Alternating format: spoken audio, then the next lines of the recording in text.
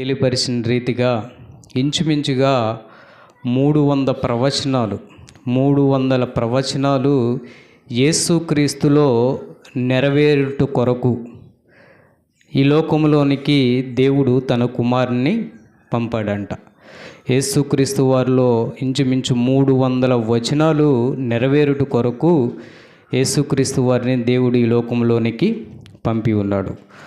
మనం చూసుకున్నట్లయితే కనుక యేసుక్రీస్తు వారి యొక్క ఆ 300 వచనాలు కనుక మనం గమనించినట్లయితే కనుక యేసుక్రీస్తు జననం గురించి కొన్ని ప్రవచనాలు, తర్వాత యేసుక్రీస్తు వారు జన్మించిన తర్వాత ఏదైతే ఈ యొక్క డిసెంబర్ 25ని యావత్తు ప్రపంచమంతా కూడా ఆయన జన్మదినంగా ప్రకటించారో ఆయన జ్ఞాపకం చేసుకున్నట్టు కొరకు ఆ యేసుక్రీస్తు వారి జన్మ గురించి కొన్ని ప్రవచనాలు, యేసుక్రీస్తు వారు జన్మించిన తర్వాత తన జీవితం గురించి, తర్వాత తన సేవా జీవితం గురించి కొన్ని ప్రవచనాలు, తర్వాత ఆయన మూడోదిగా ఆయన పడిన శ్రమలు, బాధలు, సిలువ మోసినప్పుడు ఆ సిలువలో నెరవేరిన కొన్ని ప్రవచనాలు, సిలువుకు అప్పచెప్పే ముందు ఆయన పడిన బాధలు కొన్ని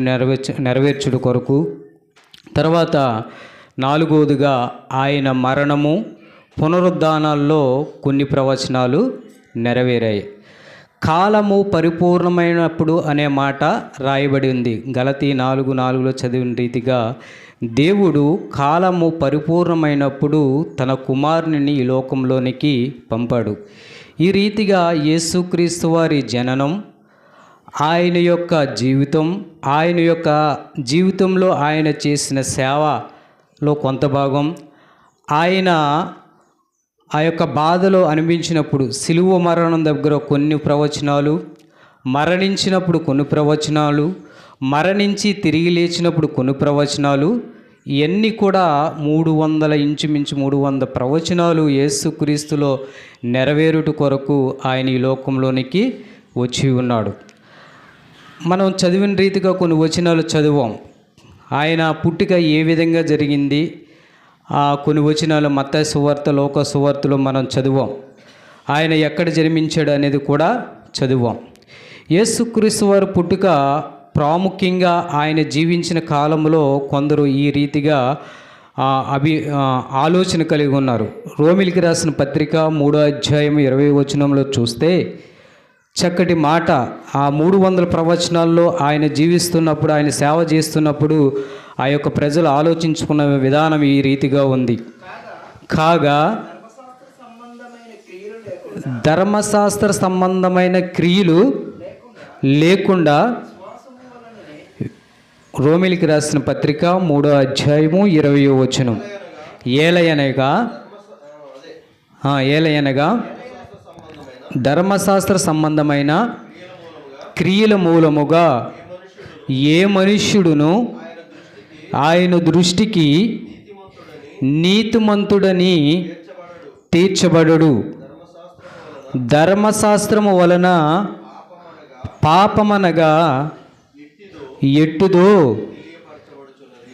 పాపమనగా మనుషులకి ఏటి 300 ప్రవచనాలు ఒక ప్రవచనంగా, మనుషులు ధర్మశాస్త్రం వలన వారి పాపం విడిపింపబడదు, పాపం అనే విషయాన్ని గ్రహించుకున్నారు. వాడి ద్వారా మనుషునికి విమోచన లేదు.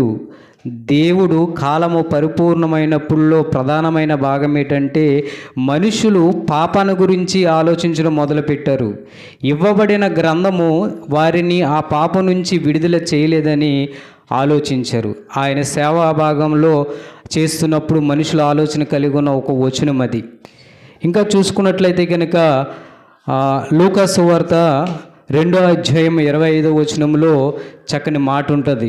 లూకా సువార్త 2:25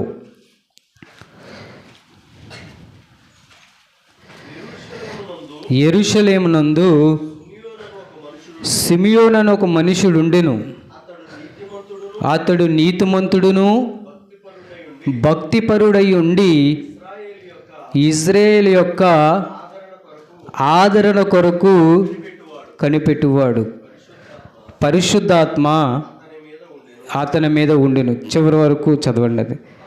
అతడు ప్రభు యొక్క క్రీస్తును చూడక మునుపు మరణము పొందడని అతనికి పరిశుద్ధాత్మ చేత బయలుపరచబడి ఉండెను.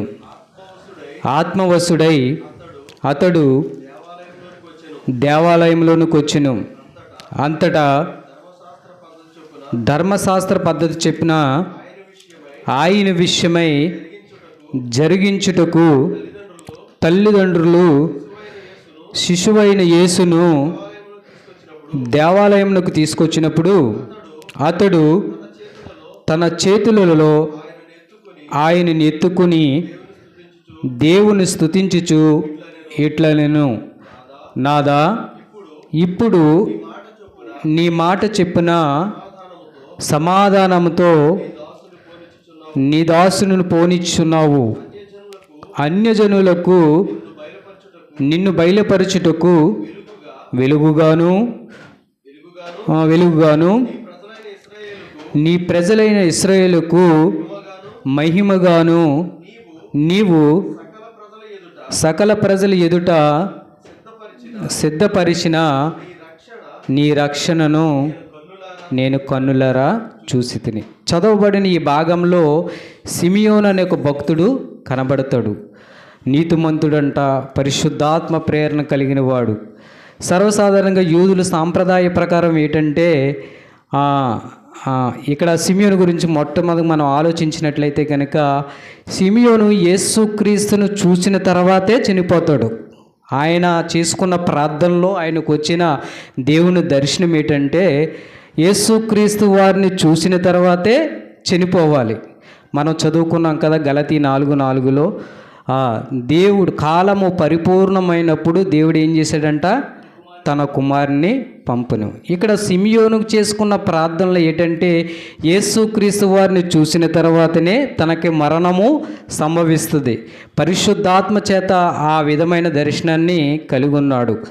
సర్వసాధారణంగా ఆ యొక్క ఉద్దేశంతో దేవుని మందిరానికి వెళ్ళాడు సియోను. అసలు యేసు ప్రభు గారు అక్కడికి వస్తారని కూడా తెలియదు. యూదుల సంప్రదాయ ప్రకారం ఏంటంటే 40వ దినాన్నే దేవాలయంకి ప్రతి శిశువును కూడా తీసుకొస్తారు. ఎన్నో దినాన్ని అండి? 40వ దినాన్ని దేవాలయానికి తీసుకెళ్తారు. ఆ సమయంలో 40 దినాలు యేసుక్రీస్తు వారికి నిండాయి. అర్థమవుతుందా? ఇంకా శిశువుగానే ఉన్నప్పుడు ఆయన తల్లిదండ్రులు ఏం చేశారంటే ఆయన నిమిత్తము యేసుక్రీస్తు వారి నిమిత్తం దేవాలయానికి తీసుకొచ్చారు. సిమియోనికి తెలియదు యేసుక్రీస్తు వారు అక్కడికి వస్తున్నారని, కానీ పరిశుద్ధాత్మ చేత ప్రేరేపింపబడిన వాడు. అక్కడ వాగ్దానం ఏంటంటే ఆయన కలిగి ఉన్న ఆ దర్శనం ఏంటంటే యేసుక్రీస్తు చూసిన తర్వాతనే చనిపోతాడు. అర్థమవుతుందండి? కాలము పరిపూర్ణమైనప్పుడు దేవుడు తన కుమారుని పంపిన. అలాగే 40 దినాలు గడిచిన నిండిన ఆ యొక్క యేసుక్రీస్తు వారి శిష్యుని ఆ యొక్క దేవాలయంలోకి రావటం, ఆ సిమియోను యేసుక్రీస్తు వారిని కనులారా చూచి ఎంతో ఆనందభరితుడై, నిజంగా నువ్వు సకల ప్రజలకు వెలుగుగా ఉన్నావు, నీ రక్షణ నేను కనులారా చూచి ఉన్నాను దేవుడని స్తుతించాడు. ఏం చేశాడంట? దేవుణ్ణి స్తుతించాడు. ఆయన ఎత్తుకుని దేవుణ్ణి స్తుతించాడు. ఎలాగంట? ఆయన ఎత్తుకుని దేవుణ్ణి స్తుతించాడు. ఈ విధంగా ఆయన యొక్క జననం గురించి, ఆయన సేవ గురించి, ఆయన మరి ఆ యొక్క సిలువలో జరిగిన మరి ఆ యొక్క మరణంలో, ఆ యొక్క పునరుద్ధానంలో అనేకమైన ప్రవచనాలు, అంటే కాలము పరిపూర్ణమైనప్పుడు ఈ రీతిగా కాలము పరిపూర్ణంగా సరైన రీతిగా ఉంది. మరి అందరూ కూడా దేవుణ్ణి అంగీకరించుటకు పాపములను గురించి ఆలోచన చేస్తున్నారు.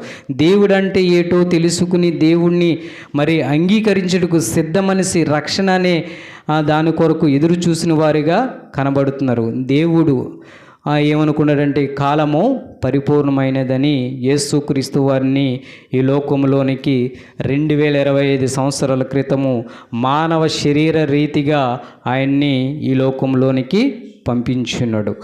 ఆయన ఆయనలో ఈ 300 ప్రవచనాలు అంటే కాలము పరిపూర్ణమైంది. ఈ రీతిగా ఒక సందర్భాన్ని చూసాం మనం. అసలు యేసుక్రీస్తు వారిని ఆయన చూడక మునిపే నేను మరణించిన వాగ్దానం ఆయన కలిగి ఉన్నాడు, ఆయన నెరవేరింది. అర్థమవుతుందండి. మరి ధర్మశాస్త్రం అనేది పాపము గురించి, ధర్మశాస్త్రం పాపం నుంచి విడుదల చేయలేదు, పాపం గురించి ఆలోచించడం మొదలుపెట్టారు. ఆ రీతిగా కాల పరిపూర్ణమైంది. యేసుక్రీస్తు వారి లోకంలోనికి వచ్చారు. సకల జనులకును ఆయన ఒక వెలుగుగా ఉన్నాడు. ఆయన గొప్ప రక్షణను తెచ్చి ఉన్నాడు. ఇదే నిజమైన క్రీస్తు ఆరాధన, క్రిస్మస్. దేవుడు ఈ మాటలను బట్టి తనకి మహిమ కలుగునుగాక. మన జీవితంలో గొప్ప ఆదరణ, నెమ్మదిని కలుగునుగాక. ఆమేన్.